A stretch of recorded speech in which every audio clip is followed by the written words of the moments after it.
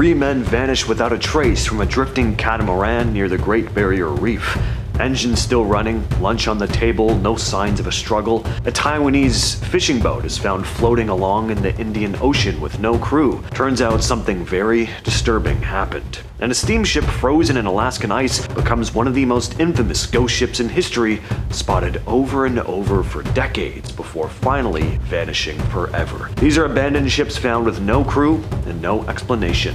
In 2007, a catamaran was found drifting off the Great Barrier Reef. The engine was running, there was a laptop open, a coffee cup on the table, plates were set for dinner, but the 3 Aussies who crewed it were nowhere to be found. It was April 15th when 3 guys set off from Queensland, Australia, just out for a casual sail on a catamaran called the Caz 2. A few days later, a helicopter spotted the empty drifting boat. There were no clues as to where the crew was. There hadn't been a struggle, at least not that anyone could see, and the last footage of the crew from a nearby marine security camera didn't show anything weird. What happened during those final moments on the ship is a total mystery. Some think one guy might have fallen overboard and the others drowned trying to save him. Maybe a freak wave swept them overboard. Whatever the case though, we'll probably never know. It was a calm morning in the Indian Ocean, just east of Australia, when the Taiwanese fishing boat High Aim 6 was found drifting along. Its engine was running, storage tanks were full, fish were rotting in the hold, life vests were hanging, gear was scattered everywhere, but there was no crew to be found. It was discovered on January 8th, 2003.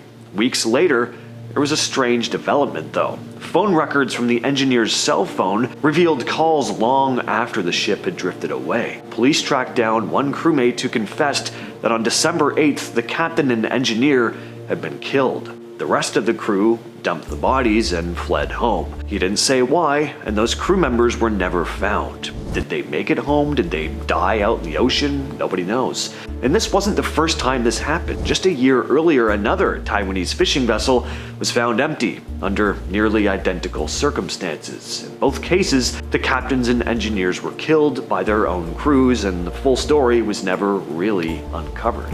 In October of 1931, Baychimo, a Hudson's Bay Company steamship, got trapped in pack ice off northern Alaska. The crew abandoned ship in late November, expecting to return once the ice had cleared, but she vanished during a blizzard.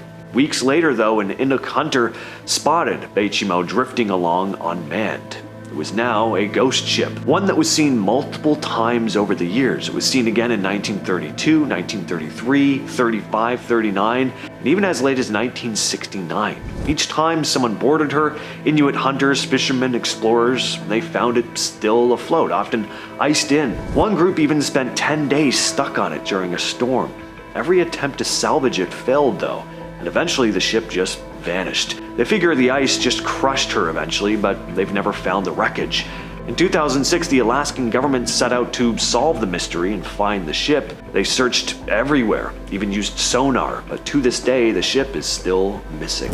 In 2006, the Australian Coast Guard spotted something strange drifting off the coast of Queensland. It was a large tanker just floating there. When they boarded the ship, it was completely abandoned. There was no crew, no cargo, no signs of a struggle.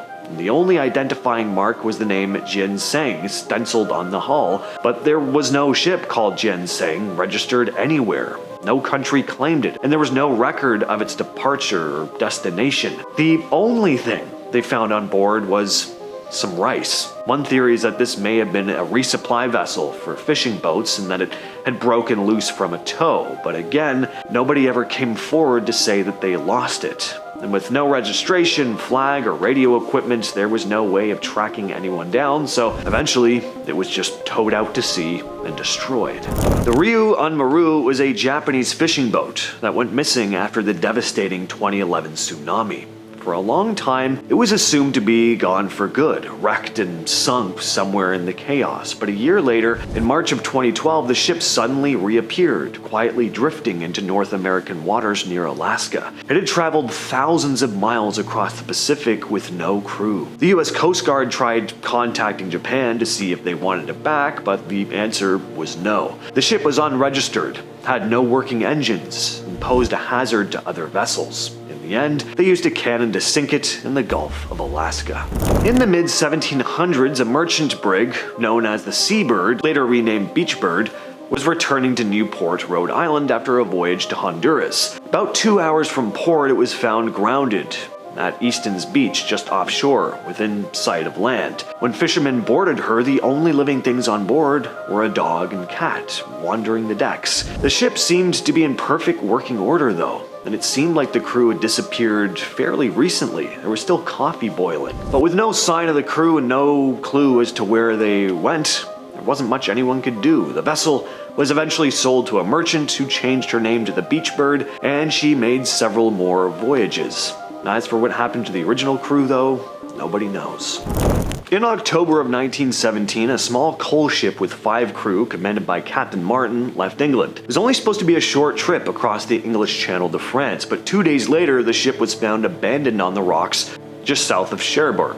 It was completely empty. There weren't any signs of a struggle, no damage to the ship, nothing missing. It looked like they just vanished. One theory is that a German submarine stopped the ship and took the crew, but didn't bother sinking it. Some think a massive wave tossed everyone overboard, but we'll never really know.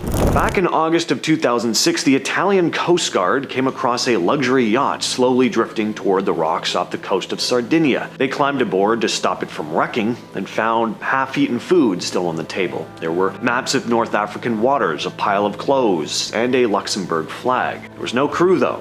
The ship had Bell Amica, spelt B-E-L-A-M-I-C-A, written on a wooden plaque. It wasn't even proper Italian. It should have been spelt like this if someone actually knew the language. At first, no one could figure out who the boat belonged to. It wasn't registered in Italy or anywhere else. People started throwing around words like ghost ship and classic schooner, thinking it might be some old vessel from the past, but the yacht was modern.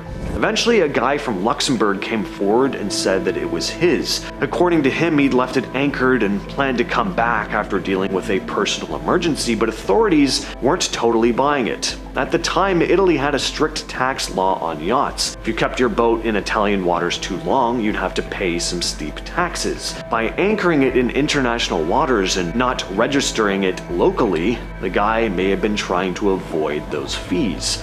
Either way, the whole thing felt kinda shady and left more questions than answers. And finally, we gotta talk about the Mary Celeste. Out of all the ghost ship stories out there, this is probably the most famous, and for good reason. On December 4th, 1872, a ship was spotted drifting in the middle of the Atlantic Ocean. When a crew boarded to check it out, they found everything still in place. Food, cargo, the crew's personal stuff. Nothing was broken or stolen. The only thing missing was the people and one lifeboat. The ship had left New York about a month earlier, heading for Italy. Captain Benjamin Briggs was in charge, sailing with his wife, their young daughter, and 7 crew. Everything on board looked totally normal. The last logbook entry was from just a few days earlier, and there was nothing unusual in it. It was just the ship's position and weather. Pirates don't really make sense here either. Nothing was taken. All the cargo, including hundreds of barrels of alcohol, was still sealed. So, with no signs that anything violent had happened or any damage to the ship, it looked like everyone had just gotten into a lifeboat and rowed off into the ocean. As for why, that's the mystery. I've been your host, James, and I will catch you, yes, you specifically, in the next video.